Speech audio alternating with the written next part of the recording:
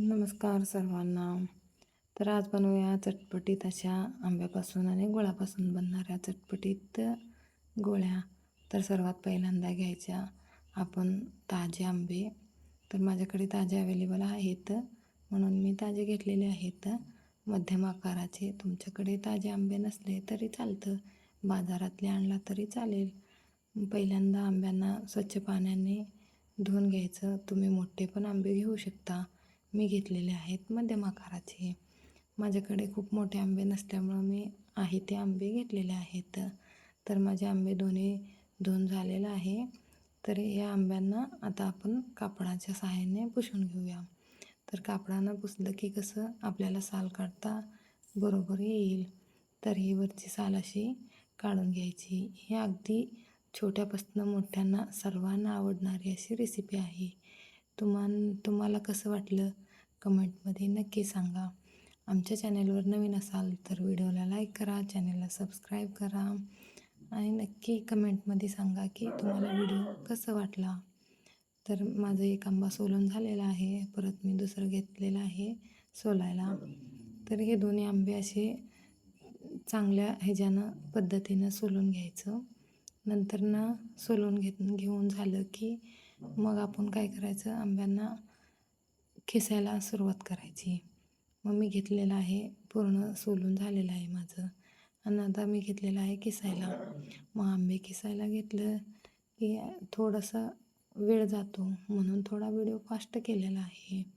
तर तुम्हाला खिसू शकता, नको असलं तर तुम्ही मिक्सरला पण लावून घेऊ शकता. तर मिक्सरला लावलेल्यापेक्षा खिसलेलं खूप चांगलं होतं. मग माझा आंबा एक किसून संपत आलेला आहे. हे बघा, आपली अशी बारकी खिसणी असतेच घरात आपल्याकडे. तर आहे त्या खिसणीनं, बारीक अशा खिसणीनं छान असं बारीक किसून घ्यायचं. तर माझं एक आंबा किसून झालेला आहे, परत मी दुसरं घेतलं किसायला. तर हे पण पूर्ण किसून झालेलं आहे, किसत आलेलं आहे. तर हे बघा, अशा प्रकारे किसून घ्यायचं. माझं पूर्ण आंबा किसून झालेला आहे. तर हे बघा, एवढं झालेलं आहे, थोडंसं निघालेलं आहे. तर कढई ठेवायची गरम करायला. पहिल्यांदा थोडंसं तेल टाकून घ्यायचं. तेल काय फक्त थोडंसं टाकून घ्यायचं आणि खूप गरम होऊ द्यायचं नाही. मग त्या तेलात आपली खीस टाकून घ्यायची.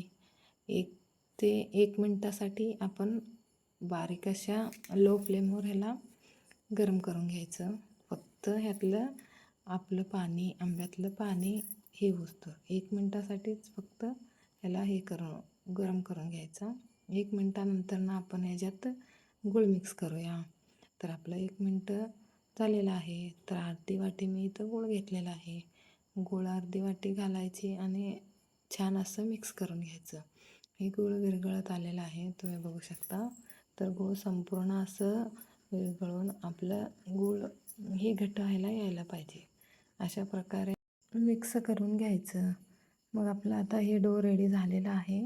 तर याला 2 मिनटासाठी सोडून देऊया. तर तवर इकडं मीठ आणि मिरचू मिक्स करून घेऊया. अशा प्रकारे छान असं मिक्स करून घेऊया. तर आपले झालेले आहेत 2 ते 3 मिनटं. मग हे बघा, थोडंसं गार झालेलं आहे. मग आता आपण घेऊया गोळी बनवायला. हाताला थोडंसं तेल लावून घ्यायचं आणि गोळी बनवून घ्यायची. अशा प्रकारे गोल असं गोळी बनवून घ्यायची. आणि आपण तयार केलेल्या मीठ आणि मिरचूच्या मिश्रणात एक एक करून प्रत्येक गोळी सगळ्या अशा टाकून घेऊया. आणि हे सगळ्या गोळ्या आपण छान अशा प्रकाराने हलवून मिक्स करून घेऊया की सगळ्या गोळ्यांना मीठ मिरचू असे लागेल. तर सगळ्या गोळ्यांना आपल्या मीठ मिरचू लागलेलं आहे, बघू शकता तुम्ही.